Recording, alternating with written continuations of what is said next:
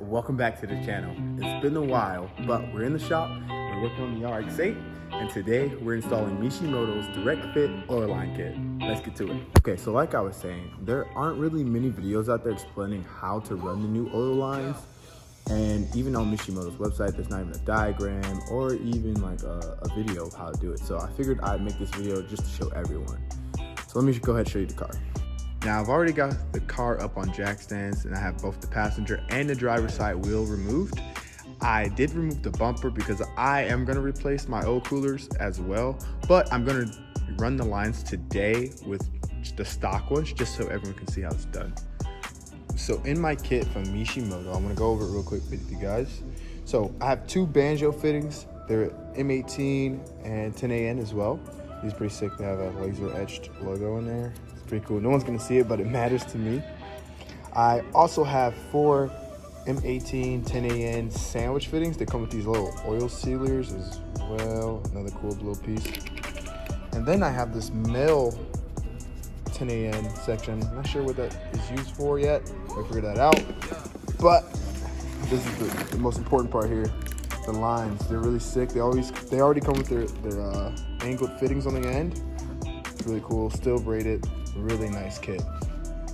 If you haven't already, you're gonna want to remove your air box, your battery, the battery tray, and the tray for the air box as well, just so you can see everything. You have better access to the lines and where they're going to be routed to.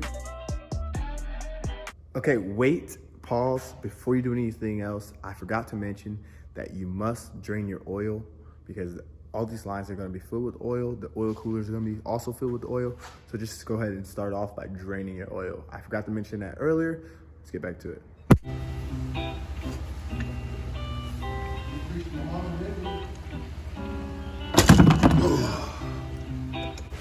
That thing was on there pretty tight. Yeah. So before we dive in too deep, I wanted to show you guys the little diagram I made to explain how the lines are going to be ran and what side of each oil cooler each line should go to. So take a look at this.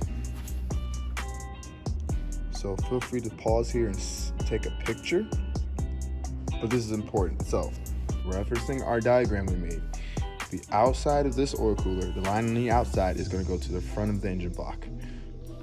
Remember that? And let's go check it out on this side of the driver's side.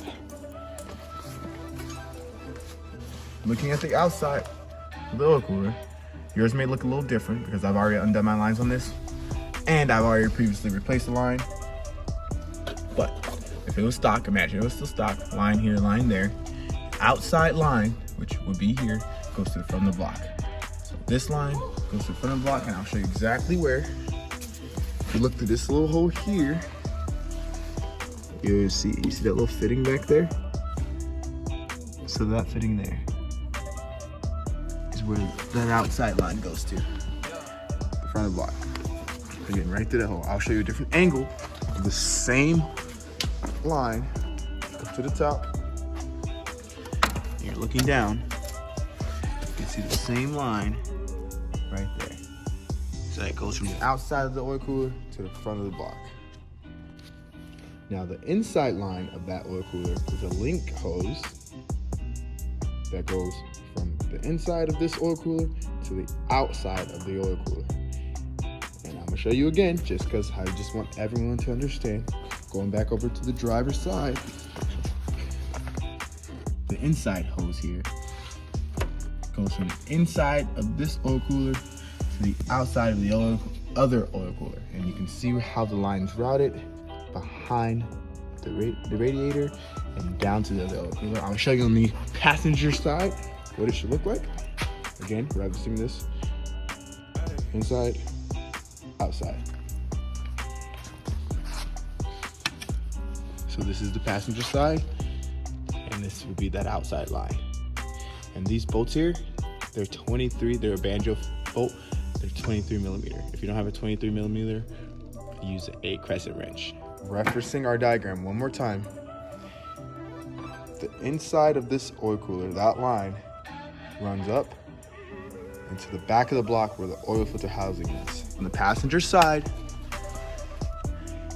inside line runs up behind the radiator and back up to the oil filter housing. And I'll show you how to find that. So if you're looking at the front of your block, the oil filter is going to be on the back right-hand side of the block here. Come to the side, you look down, you can see your oil filter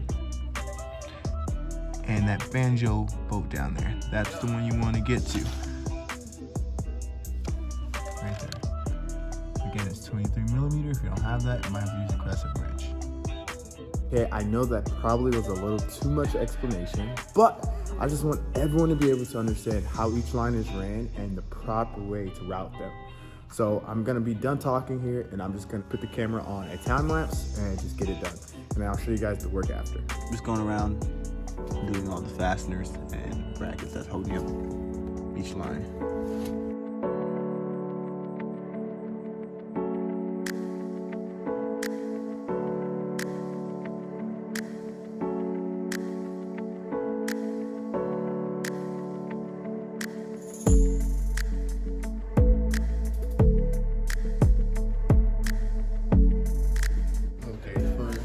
This one I couldn't quite get a crescent wrench on it, so I'm gonna go through wheel well. Reach it that way.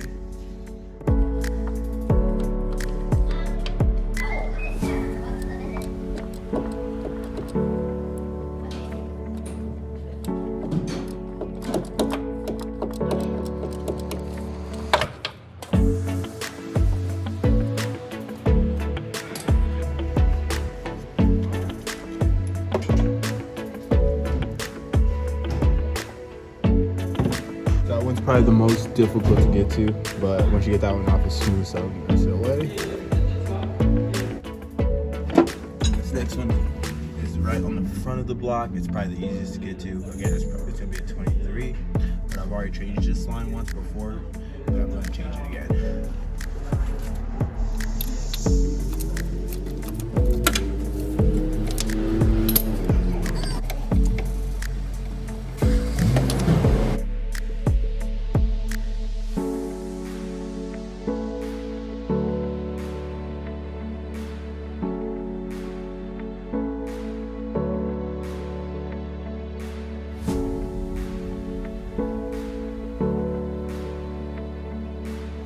Okay, so I had to cut a few lines just for convenience. I think it's taking them apart, but I got this little piece of this back oil line still in there. It's trapped underneath the coil packs, so I'm gonna take those off right now.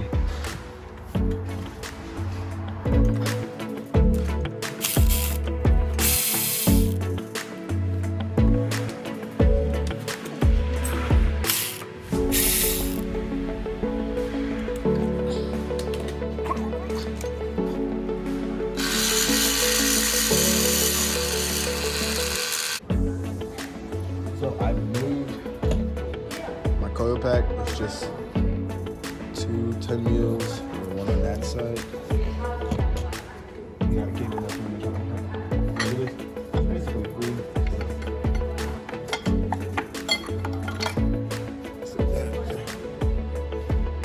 Stuck in there. Okay. So all the old fittings have been taken off, all the lines have been removed. Now the fun part of trying to figure out how to run the new line. So that's what I'm doing now. I'm just putting on time lapse until I figure it out.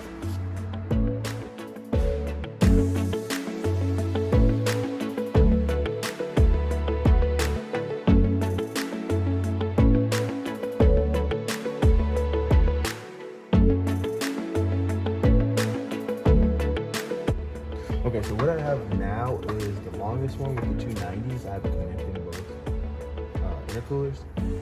I don't really like that, so I'm going to switch that up now. This is going to come back to the front. I was going to connect these two, but it just seems like it's long and too long. So I'm about to switch this line with these two, see what happens.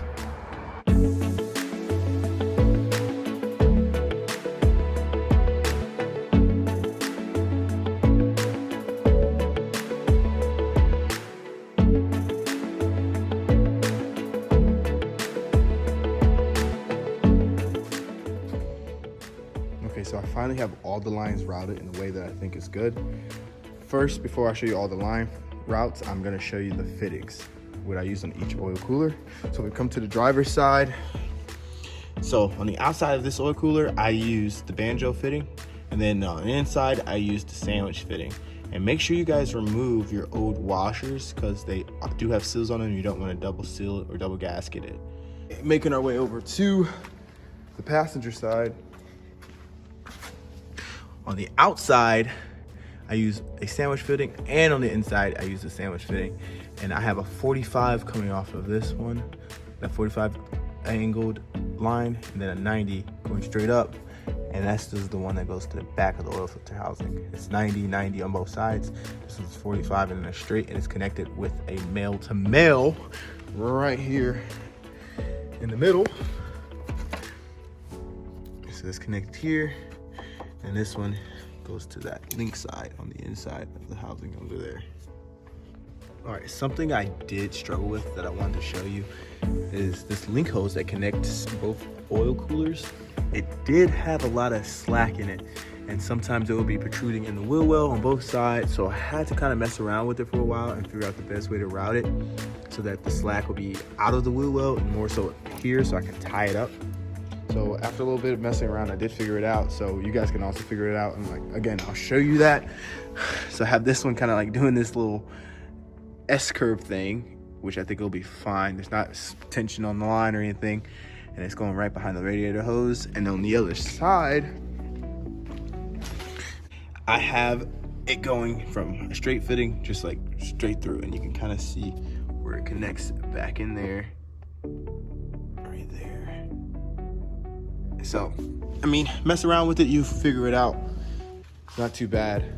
I'm gonna throw my coil pack back in just before I start zipping up anything, just so I know everything fits back correctly and my lines are in the way.